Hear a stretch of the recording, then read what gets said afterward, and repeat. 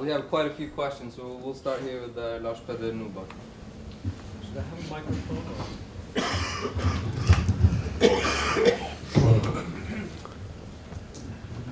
Thank you very much.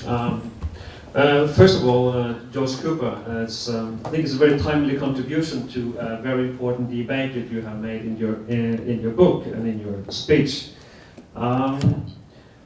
I think it's. I have a comment and I have a question. And the first comment is that I think reading your book and also listening to you now, it's difficult not to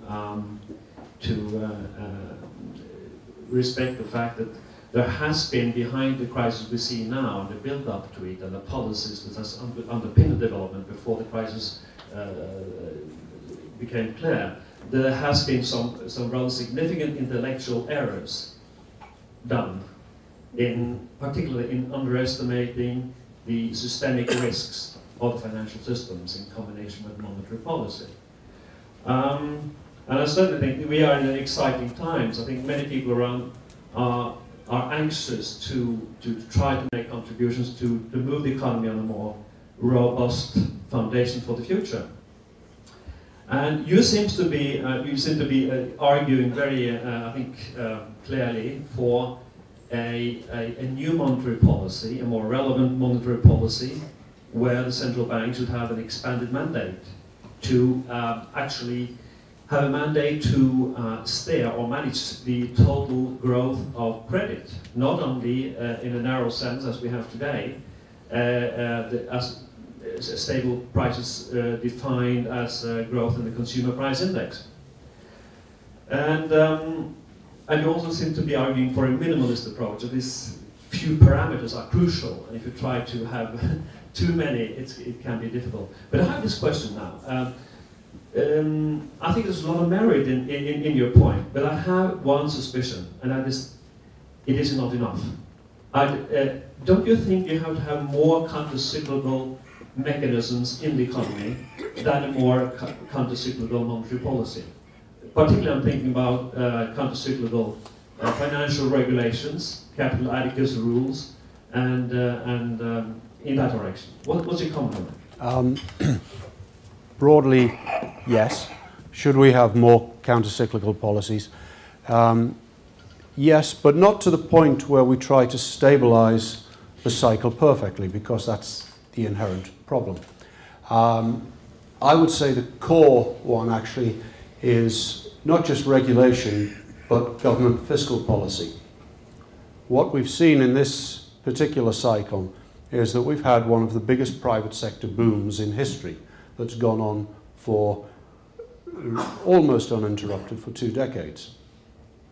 And most governments have managed to run deficits through those booms, such that we're now in a situation where the private sector has gone into contraction, and the logical thing is for the government to start running deficits to stabilize that contraction. But unfortunately, because they have participated in the boom themselves, they're not in the right situation to deal with these problems. So primarily I would say governments should be running counter-cyclical fiscal policies, and that's been very badly missed in this cycle, certainly in the UK and the US.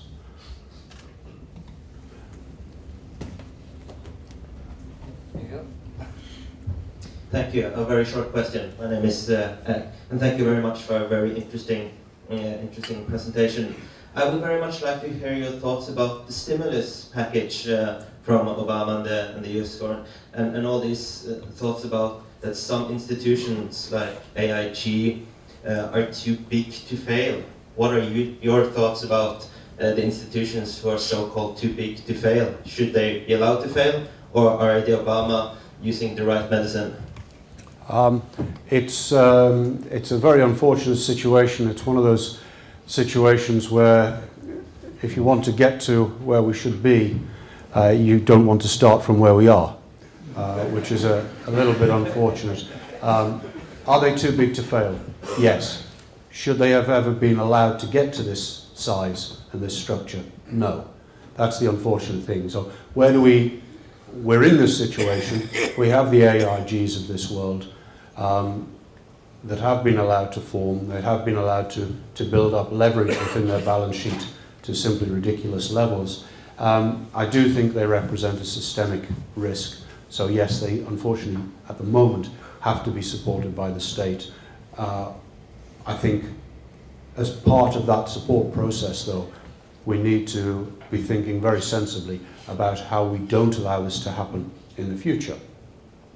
The very sad thing about this situation is though that as we start to structure those new regulations to work out how to prevent this happening in the future, unfortunately, if we put those regulations into place, they will themselves be pro-cyclical because they will make it more difficult for the private sector to engineer a recovery out of this situation because they're going to make the private sector more cautious.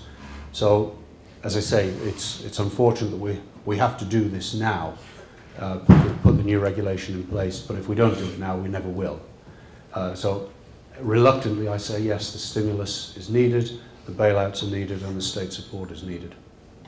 All right, next question is here and then right there. My name is Jorn Balsersen. Keynes once said that in the long run, we're all dead. Well, Keynes died and he left the rest of us with a long run. You mentioned, Dr. Cooper, the Austrian school briefly, and you said that they were against credit creation. I'd like to correct that, because the Austrian school says that credit should be based on real savings. Creating credit that are not based on real savings will create booms which inevitably will lead to busts.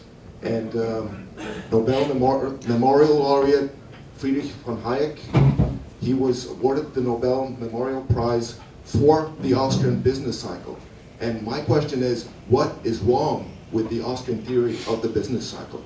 Thank you. Okay, we're into quite an esoteric area here. I would actually say economic thought has actually gone down an unfortunate path in that there's been essentially an argument between the Friedman Chicago school and the Austrian school. There's been almost no debate between those two schools and the Keynesian school. To my mind, the more interesting debate is to exclude the Chicago school completely. I think it's entirely wrong.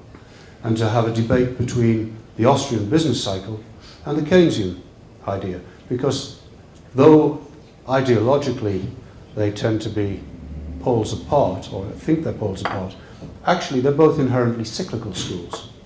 And the debate is more, should we manage or should we not manage those cycles? That's the interesting school.